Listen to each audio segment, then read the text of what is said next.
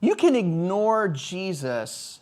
You can ignore him for so long just based on the idea of just never getting around to it or just not thinking about it. But there comes a point in every person's life when just putting it off and just not thinking about it, just kicking the can down the road,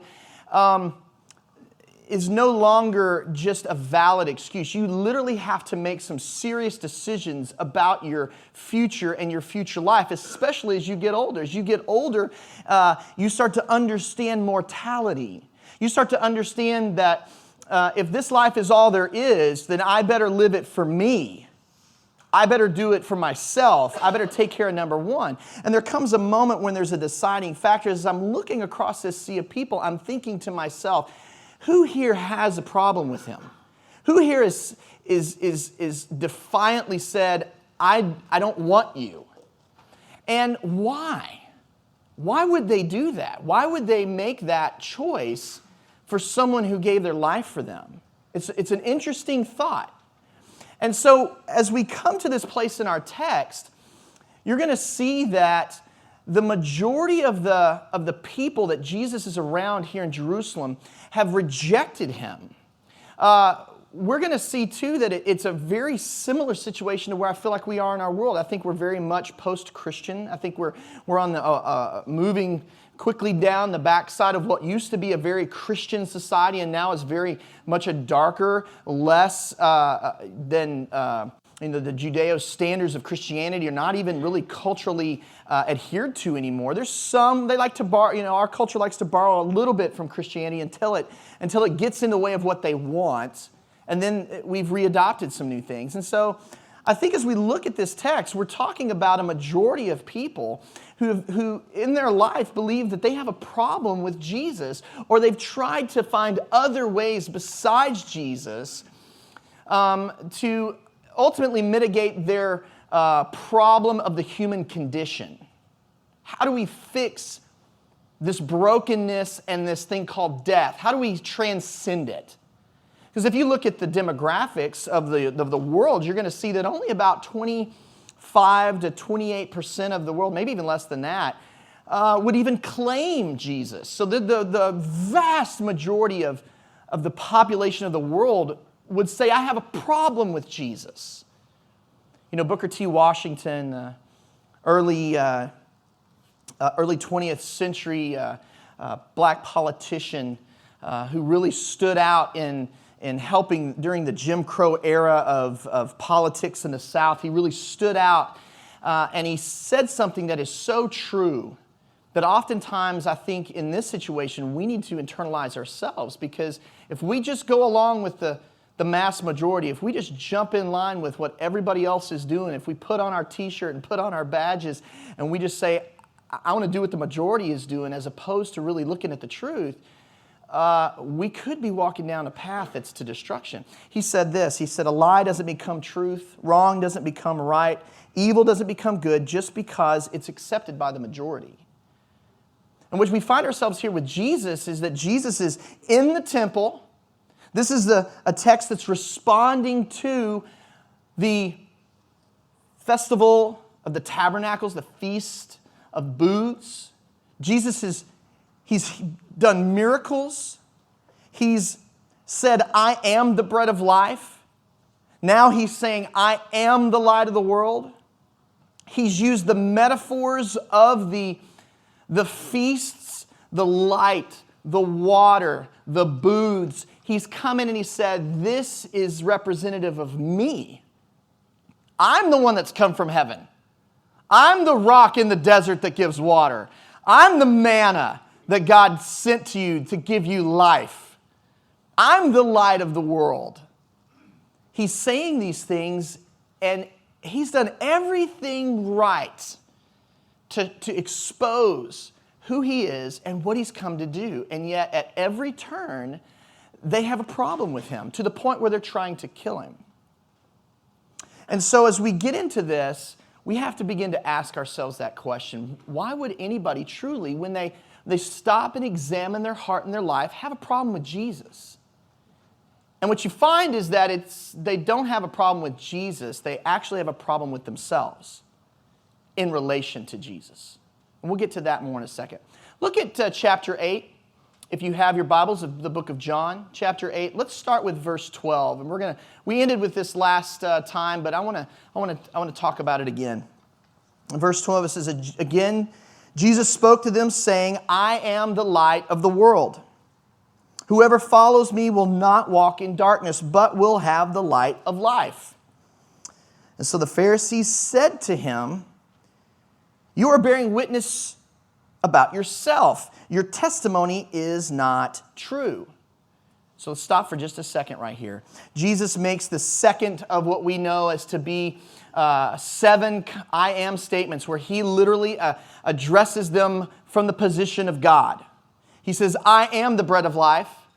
And then he says, I am the light of the world. And we're going to see him continue this all the way to his death. And as he's saying these things, they break out an old Jewish law, a tradition, that basically says that if one man gives a testimony about something, in order to keep from defrauding or to keep from lies happening in a court system, there must be 2 witnesses to come up and bear witness to that fact or to that truth. So if in a court system, and we would see this today, in a court system, if somebody steps up and they bear witness to something, it needs to be verified. In other words, we call it vetting, right? They need to vet it in order to understand that it's true. And we would say that's probably a really good system, right? If we just took everybody's word for it in an evil world, in a court, then we would be, we'd have a society of destruction. And so we really understand why they're doing this. But Jesus isn't on trial. Jesus is just making a statement. And so for them to say, because you're the only one making a statement about yourself, it's false, that's completely ludicrous. That makes no sense whatsoever. That's as if it's nighttime. Let's just put it this way. Let's say it's nighttime and the sun that's in the sky comes to you and he says, I'm the sun. And you say, no, you're not. Just because it's night. Do you see what I'm saying? The sun, just because you can't see it, doesn't mean that he's not there. It's not there. It doesn't exist. It's like a colorblind person looking and saying, well, that color's not red. Just because I can't see it, that means it's not true. And so their logic is really false. And what makes a testimony true, and we're going to walk through a lot here in just a second to really unpack that, but really what makes a testimony true or valid isn't whether or not it's verified by multiple witnesses, but it's the witness itself and who that witness is connected to. So, case in point, if you go to court and a person has a long list of felony priors, and then they start to give a testimony about themselves, well, there's a good chance he's lying. It's a good chance she's not telling the truth. However, if you put somebody in there who doesn't have any priors and who has a prominent history and is connected to some people that are very upstanding in the community, you might go, well, I think he might be telling the truth. You see, we naturally do this. So for them to look at Jesus, all that he's done, all that he's said, all that he's explained to them, and for them to say, you're a liar, you're not telling the truth, makes no sense. It's the same with us today.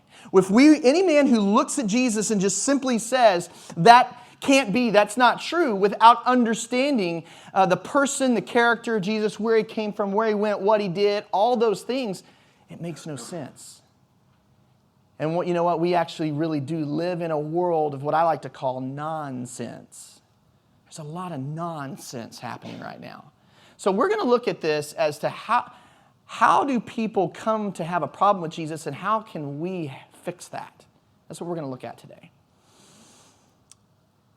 In the Chronicles of Narnia, there's this really amazing, if you read the books are just always so much better than the movies. But in the book, in the very first, or the second book, it's called Lion, the Witch, and the Wardrobe. There's a scene where this little girl named Lucy goes into the world of Narnia, She leaves our world and our universe and kind of goes into this new universe of Narnia. And in that place, she sees some amazing things and comes back and she starts to tell her brothers and sisters about what she's seen.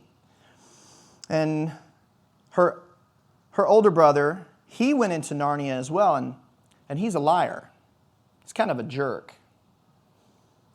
And they see each other when they're in Narnia. And so when they come out, she starts telling her other brothers and sisters about what she saw. And then she turns to her brother who is a liar and she says, he was there with me. Tell him what you saw. And of course, he lied. Said he was just playing with her. And of course, her heart's broken and she's dejected. And the older brothers and sisters, they end up going to this professor. His name is Diggory. And she goes to him and he's a wise old man, and they explain to them their situation. They say, we've got our sister is we've got to do something to help her. She's out of her head. And the professor says, he goes, well, hang on, is your sister normally crazy? And they go, well, no. And they go, well, is she normally like prone to telling lies and making stuff up? And they're like, not at all. He goes, well, what about your younger brother? Is he prone to telling lies and making stuff up? And they're like, yeah, all the time. He goes, then why aren't you believing your sister? And they're like, because she's talking about stuff that's fantastic. He's like, so you don't believe in the fantastic? You don't believe in the amazing? Just because you can't understand it.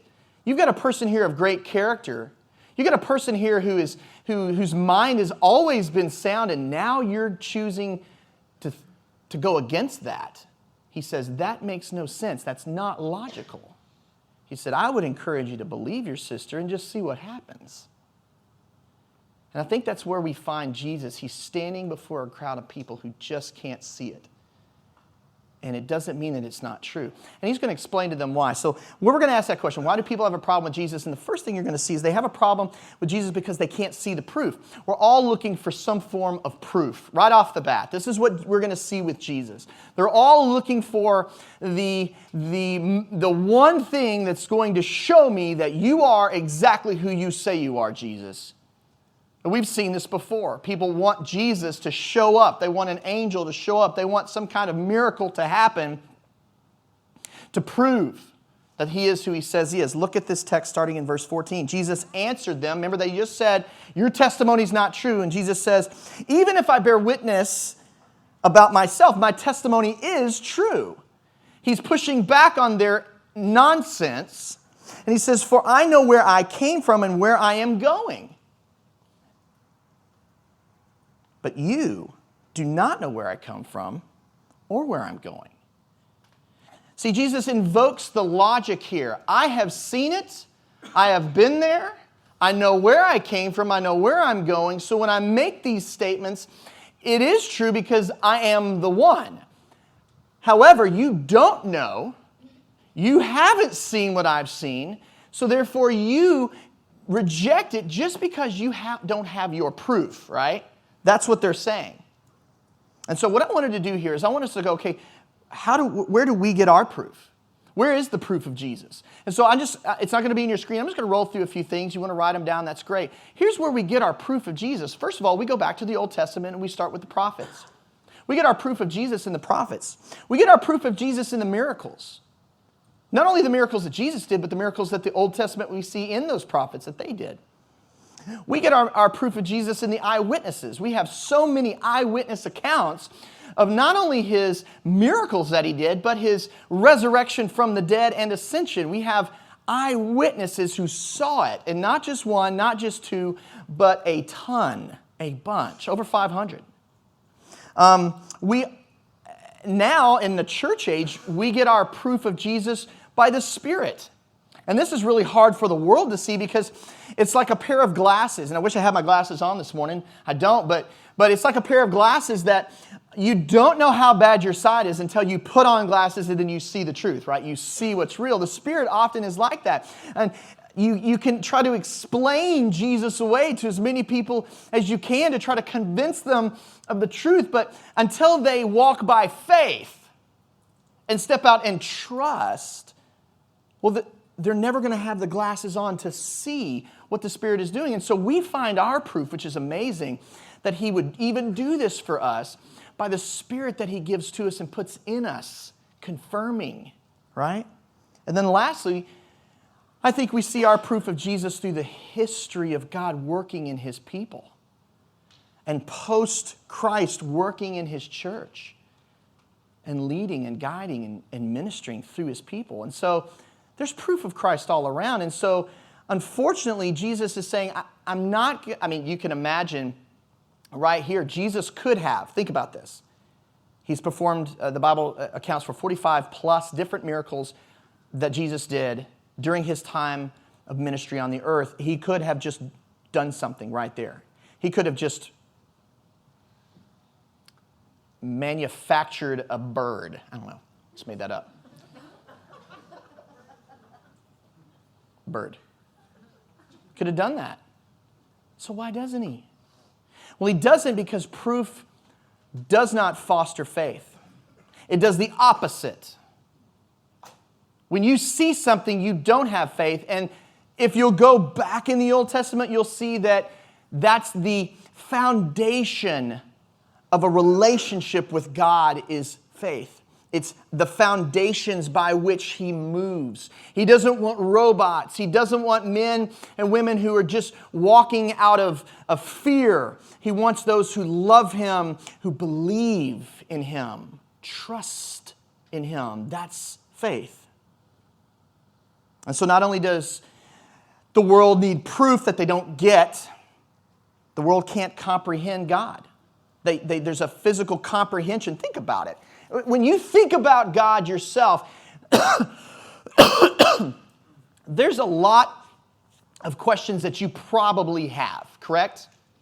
The Bible gives us enough to know Him and to put us on mission and why we're here, but it doesn't give us every detail about who God is.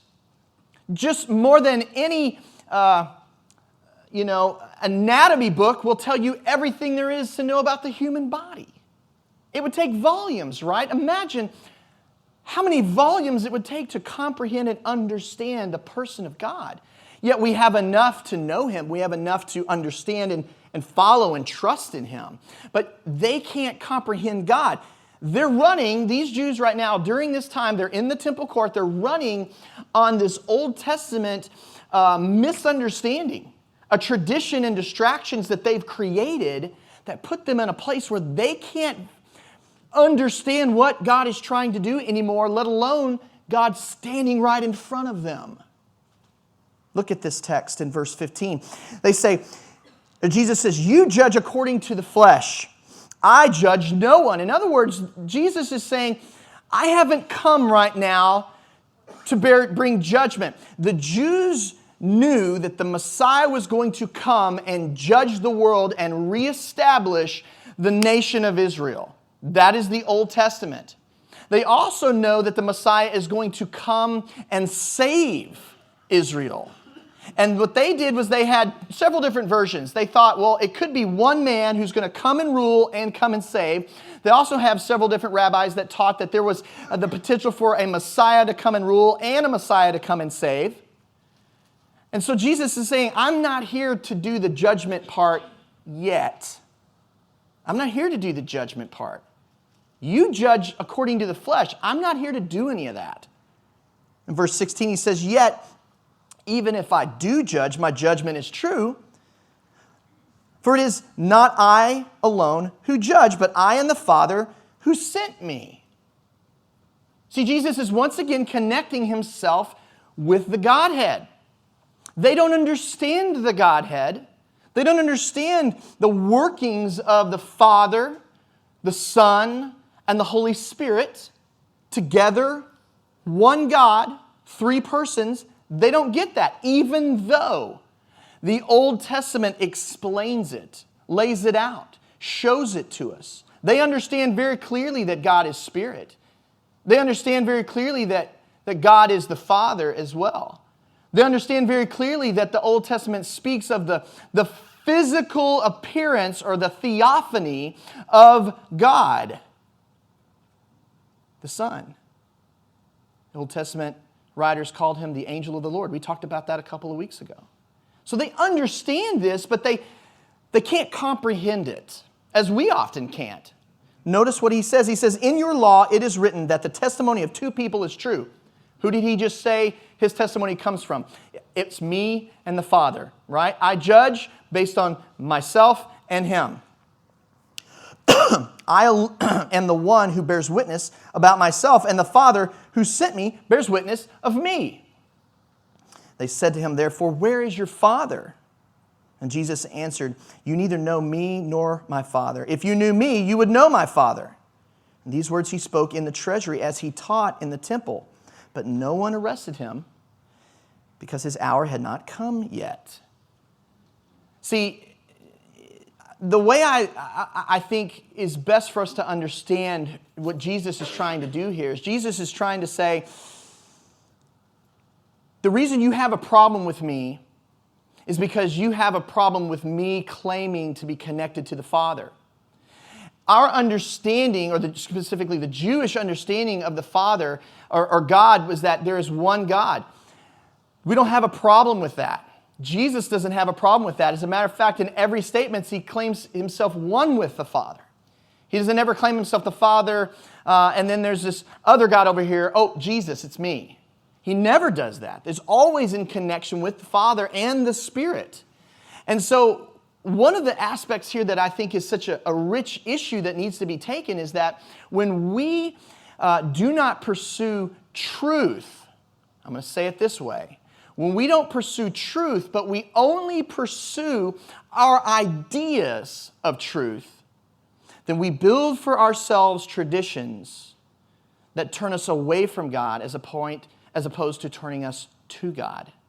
And I'll be honest with you, I do not know a church, a single church, this one included, that doesn't struggle with that.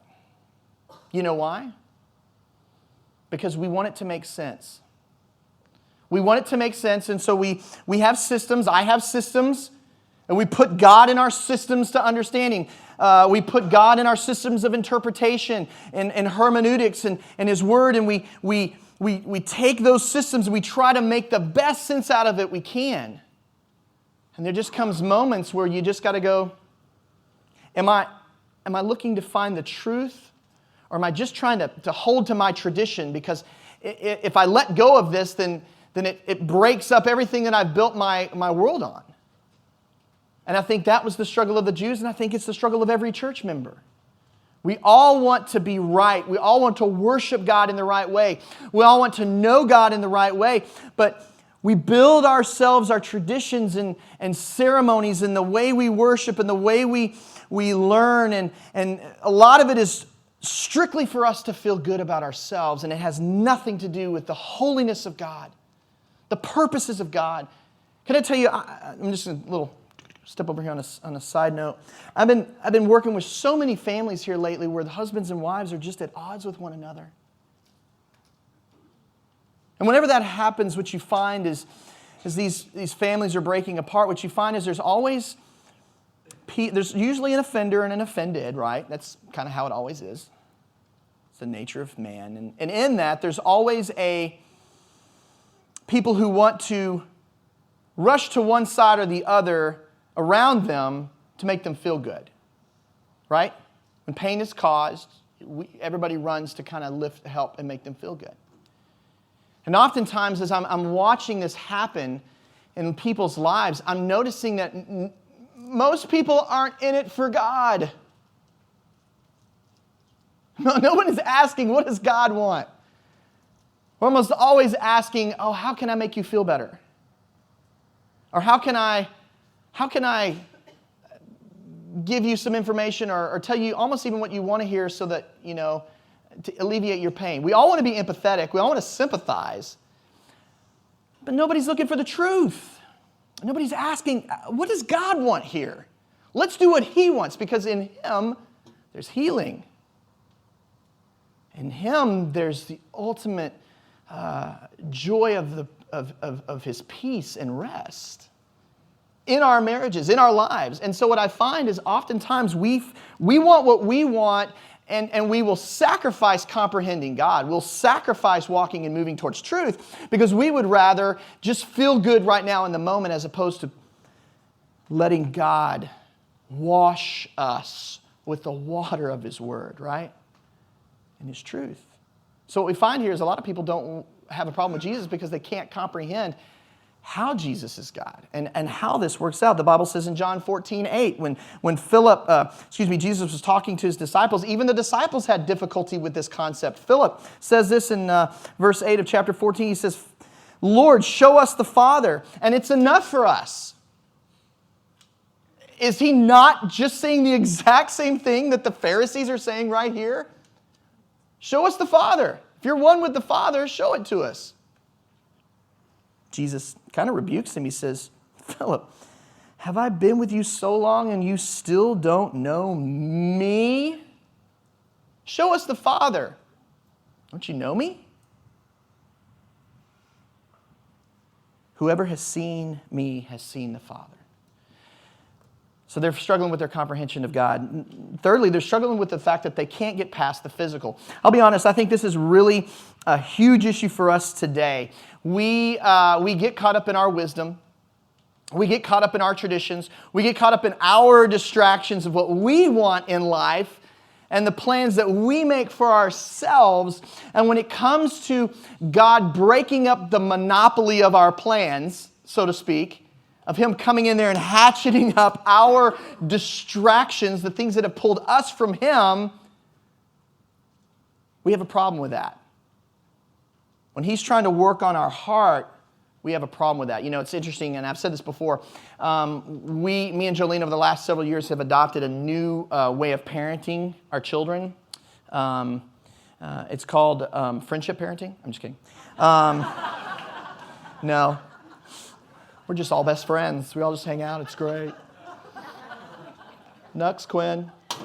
No, we've taught, had positive parenting is taught here multiple times, and we do that every year, and we've really seen a huge difference in our own family with it. But one of the things that I've found in my own life is oftentimes I just want to change a behavior as opposed to changing a heart. That makes sense? And if you're a parent, you know exactly what I'm saying. You're like, oh, just tell them to shut up. Give them the candy. Give them the remote. Give them the Xbox controller. Just leave me alone, right? And rather than changing the heart, we just want the behavior to stop or whatever. And I find that the reason we do that with our kids oftentimes is because we want God to do that to us. We don't want God to actually step in and perform open heart surgery on us and truly do the things to heal us. We'd rather you just put a Band-Aid on this and give me a lollipop and send me on my way. Right? And so we do this with our children. And what we find is that because we get so distracted and we can't get past the physical world, we never take the second chance to look inside what God is wanting to do in our hearts and what He's trying to do inside of us. And so in order to keep that measure of pain, to keep from having to go through another emotional thing, we just want to just get by.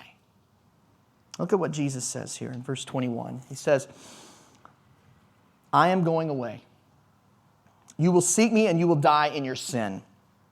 Where I am going, you cannot come. I mean, these are some pretty strong statements to the Sanhedrin. I'm going away, you can't come. You're going to die just as you are. They've rejected Him. He's given them proof after proof after proof, and they've turned away from Him. In verse 22, so the Jews said, will He kill Himself? Since He says, where I am going, you cannot come. The only place you can go, brah, that we can't come is the afterlife, is what they're saying. In verse 23, He said to them, you are from below. I am from above. You are from this world. I am not of this world. I told you that you would die in your sin, for unless you believe that I am He, you will die in your sin. They are so distracted by this world, and we've seen this pattern. If there is a theme in the book of John, it is the pattern of human nature to focus on the physical and ignore that God is trying to do something in the heart, right? That is a major theme, and here it is once again. Man, church, we need to adopt and internalize this concept that our wisdom, our traditions, our distractions do not ever typically allow us the truth in such a way that God can now intersect and do something that changes our life. It almost always puts a Band-Aid on a problem.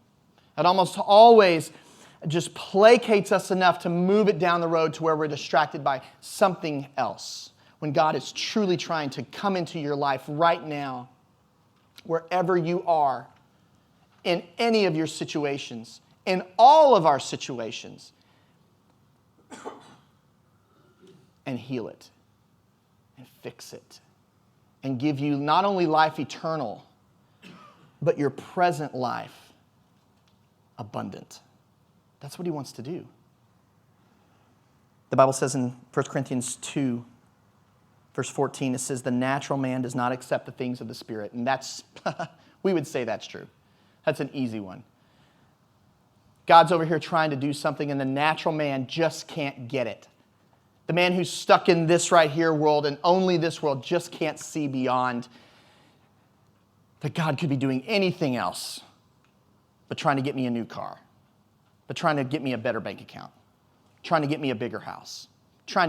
God's trying to heal my disease. God's trying to go and fix my daughter and fix my son and fix their world. That's what God's trying to do. It's all physical.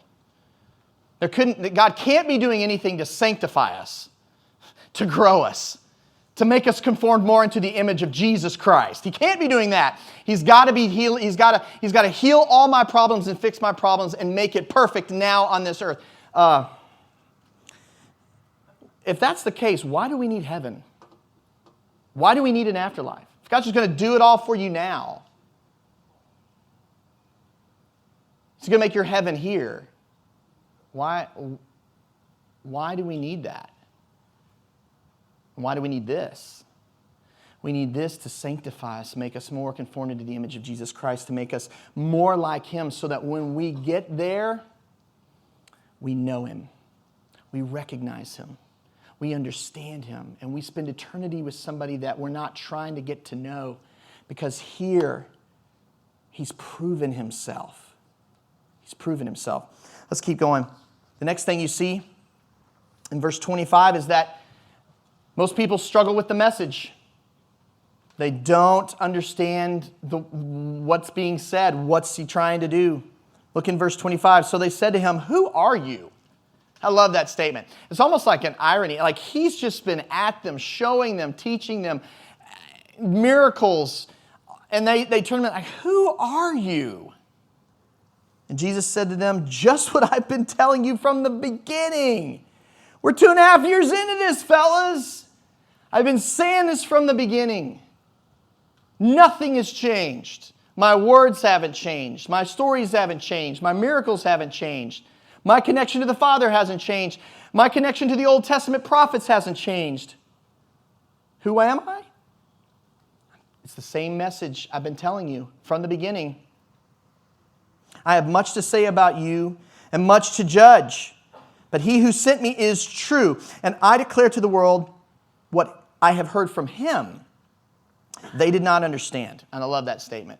They didn't get it. That He had been speaking of them about the Father. Like here He is, He's talking over and over about His connection to the Father, and they just can't get it. You know why they can't get it? It's the same reason why we can't get the message. If you fill your head full of lies, you fill your head full of error, and you fill your mind full of the things of this world, and you create your own versions of truth, Well, then when truth does present itself to you, what are you going to say to it? Well, you're not going to believe it. That's what's happening here. And that's what's happening in the world today. And there's reasons for that. And we're going to talk about those reasons in just a second. But that's what's happening. We've created, even in the church, and again, in the church, which is the place where God has, it's supposed to be the Disneyland, y'all. It's supposed to be the place where when people enter, they're like, oh my gosh. It's supposed to be the place where you want to become like them. It's me on day 2, not day 1. Day 1 was me going, what are we doing? Day 2, I was like, yay! Carrying souvenirs around. You want the church to be like that, right? You know what was one of the most impressive things about Disneyland? Just step aside for a second. It was that everything was so clean. Have you ever been there? There's not a piece of trash on the ground. There's not a cigarette butt, not a wrapper, not a straw, nothing. There's nothing. It's clean. It's perfect. Everywhere you go, everything is the bathrooms. How do you put 100,000 people through a bathroom and it's perfect? They figured out a way. And it makes you want to go back. It's like, I want to live here. Can I get a condo in the resort and just live in the Disney, It's what you want to do. How come the church doesn't give off that vibe? How come the message that we're trying to give, everybody's like, I don't want that? What's wrong? Is it the message or is it the messenger? The Bible says in 1 Corinthians 1:18, he says that the message of the cross is foolishness to those who are dying. So it's a little bit of both. One, we serve a message that people don't want to hear. They did not want to see Jesus as the Messiah because it shattered everything that they wanted to do. It took away all of their power. It took away all of their prestige, took away all of their money, and it exposed them as frauds. Can you imagine if all of the Jewish Sanhedrin said, they went back into the temple area and they're like, dude, this guy's legit. He's the real deal. Let's go declare him as the Lord. What would it have done to the entire Jewish organization at that moment? It would have destroyed it, as he's going to do, as he's been doing for the last 2,000 years, as the Bible says the Jews are in darkness right now because of their rejection of this man, right? And so it would have radically changed everything and exposed them for who they truly are and what they've truly done. Let me ask you a question. Do you want that? No, you don't want that. I don't want that. I don't want to be exposed as the fraud that I am. We all want to be seen as like these great people. You're right? And so, of course, I'm going to reject that message because it means I have to change. I have to be different. And not only do we ultimately reject that message, but finally we reject that measure of authority. And if you'll notice, there's a progression here. If we don't see the proof that we're looking for, we can't really comprehend God. And we get to a place where we're stuck in the world. We can't really see it because we're constantly filling our head with our own versions of the truth. And then when the message does get presented to us, we're not going to accept it. Then ultimately, we're just going to reject that guy's authority. We're not going to go for his authority. And really, that's what it's about. Who are you willing to let be the one who speaks truth to you? That you will go, regardless of what I want what he wants. And everybody's got somebody.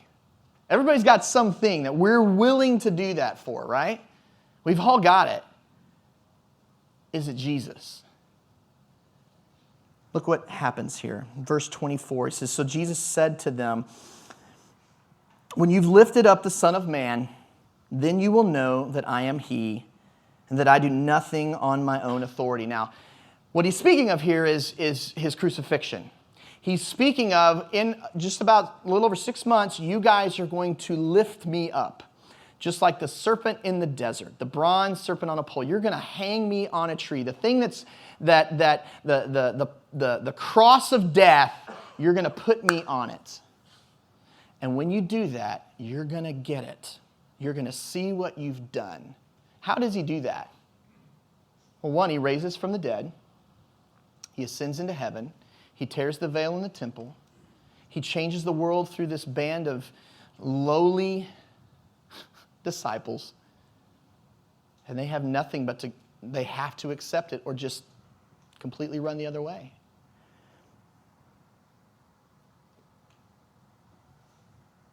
And notice what he says. He says, and he who sent me is with me. I love that.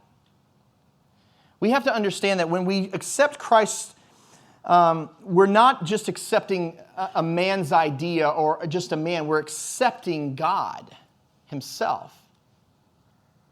And in verse 26 or 29, it says, he has not left me alone, for I always do the things that are pleasing to him. This is really great. Jesus never does things. He's never out for his own ambition, his own thing. He's always trying to connect us with the Father. And in verse 30, I love this. And as he was saying these things, many believed. Some people got it. So here's the last question. We're going to end with this. Why don't people run to Jesus? Why do they have a problem with Jesus? And how come we can't convince them? If we see the truth, if we understand it, how come we can't convince them of something different? Well, in reality, the Bible says that God is the one who calls, God is the one who convicts, God is the one who confirms in the heart of man. So God is the one that has to move for a man to come and trust in him, to ultimately believe and put their faith in him and move towards Jesus. God has to first make the way available to him with the calling and the convicting of sin and righteousness and judgment. He's got to do all those things. That's on God. So to convince a man's heart is not on you. It's not on you to convince a man to change their ways. It's your job to love them. And man, is that what's the hardest thing to do. I would much rather study apologetics, study evangelism, go to Bible class, and just be able to walk around and give people the facts, right? I don't want to love you. I don't.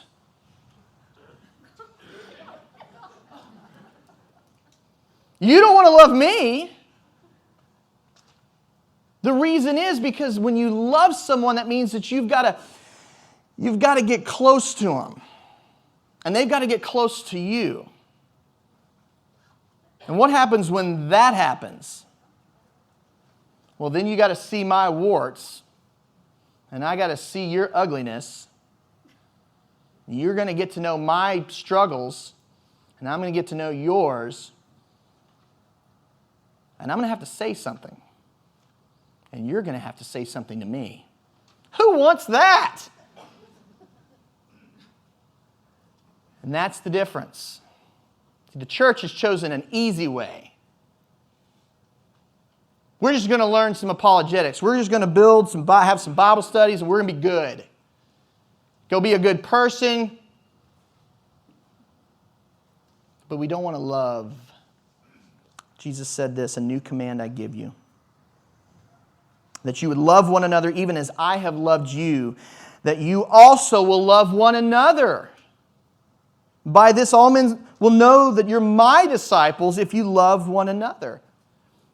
So here's the thing. The reason we do that is because when we are loving other people, we're not giving them an excuse to hate God. Think about this. The biggest problem with people having a problem with Jesus or having a problem with Christianity, oftentimes, even though I went through this list of things, most oftentimes it's because the church has given them reasons for that. How many of you, don't raise your hand, How many of you have had a problem with anybody in the church ever? Please don't raise your hand, this is embarrassing. I don't want to see it. Because we'd all go, yes. That's because we're humans.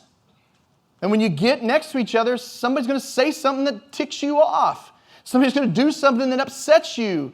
The gospel is not just easy. It requires a heartfelt movement and change to heal. And that's not fun. It's hard to love people. But if we would just get out of the way, stop giving the world excuses, and we'd learn to love people the way Jesus Christ loves them, not just letting them go. Jesus didn't just say, love the Sanhedrin and say, yeah, you guys are wrong, but I dig you guys. Let's go have lunch. We can be cool. No, he didn't do that. He says, let's go have lunch.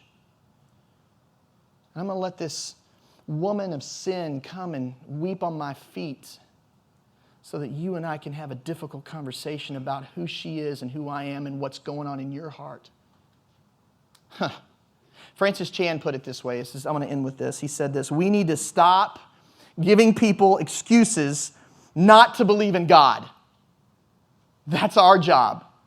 You do that by loving, right? We need to stop giving people excuses for not believing in God. You've probably heard the expression, I believe in God, not just organized religion. It's the idea that people don't like the church. They like the idea of God a little bit until it means they have to change. It says, I don't think people would say that if the church truly lived like we are called to live. Isn't that the truth? So how do you convince a world that has a problem with Jesus being God? You do it by loving them and letting God work in their heart. That's it. You love them. You let God work in their heart. You love them. And you let God work in their heart. And you love them. And you love them. And you love them. And then when they tick you off, you love them. And you let God work in their heart. That's the goal. That's the mission of the church. Do you want that? That's what we're here for.